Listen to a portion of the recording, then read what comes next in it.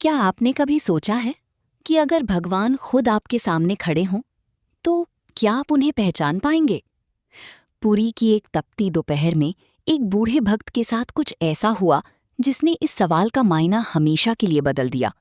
चलिए, आज चलते हैं उस रास्ते पर जहां स्वयं ब्रह्मांड के स्वामी एक मजदूर बन गए। पुरी, जहां हवा में भी जय जगन्नाथ की गूंज है।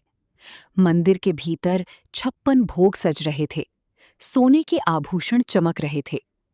लेकिन उसी भीड़ से दूर तपती सड़क पर एक बूढ़ा आदमी चला जा रहा था। उसके फटे हुए कुर्ते और कांपते पैर उसकी गरीबी की कहानी कह रहे थे। उसके कंधे पर एक पुरानी टोकरी थी। उस टोकरी में न कोई कीमती रत्न था, न भारी दान पुण्य। थी तो बस कुछ सूखे फल जो उसने महीनों की मेहनत से बचाए थे। ज्येष्ठ का महीना था। जमीन अंगारे की तरह जल रही थी।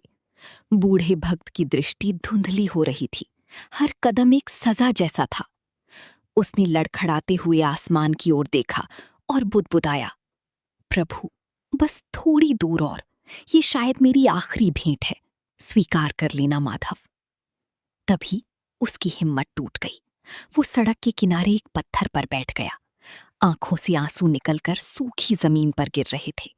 उसे लगा आज वो अपनी आराध्य तक नहीं पहुंच पाएगा। तभी उस धूल भरी वीरान सड़क पर किसी के कदमों की आहट गूंजी। एक सांवला सा नौजवान, जिसके माथे पर चंदन का तिलक था और चेहरे पर ऐसी अलौकिक मुस्कान जो किसी का भी बड़े से बड़ा दुख पल भर में हर ले। वो उस बूढ़े आदमी के पास आकर रुका और बड़े ही अपनेपन से पूछा कि क्या वो थक गए हैं। उसने बड़े प्यार से उस भारी बोझ को मांगते हुए कहा कि अब ये जिम्मेदारी उसकी है। बूढ़ा इंसान एकदम हैरान रह गया। उसने अचरज से पूछा कि आखिर वो कौन है जो एक अनजाने अजनबी की इस तरह मदद कर रहा है। नौजवान की चेहरे की मुस्कान और गहरी हो गई। उसने बड़े सुकून से जवाब दिया कि इस रास्ते पर कभी कोई अकेला नहीं होता और बाबा को बस आगे चलने के लिए कहा। बिना एक पल गवाए उस नौजवान ने वो भारी टोकरी अपने सिर पर उठा ली, मानो वो बोझ उसके लिए फूलों जैसा हल्का हो। वो नौजवान इतनी तेजी से चल रहा था मानो उसे रास्तों की नहीं बल्कि समय की फिक्र हो। ताज्जुब की बात ये थी कि इतनी गर्मी में भी उसके चेहरे पर थकान का एक निशान तक नहीं था।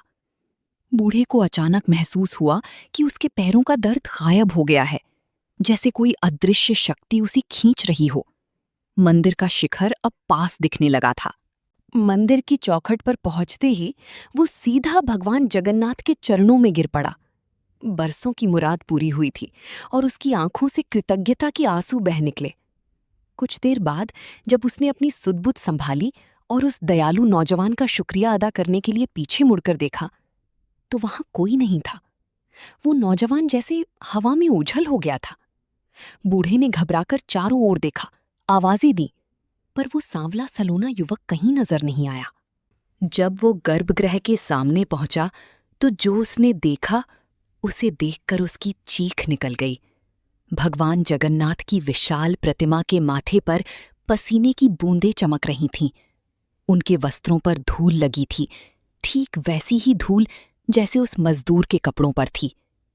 बूढ़ा समझ गया, जिसे वो मजदूर समझ रहा था वो स्वयं जगत के नाथ थे, जो अपने भक्त का बोझ उठाने के लिए सिंहासन छोड़ नीचे उतर आए थे।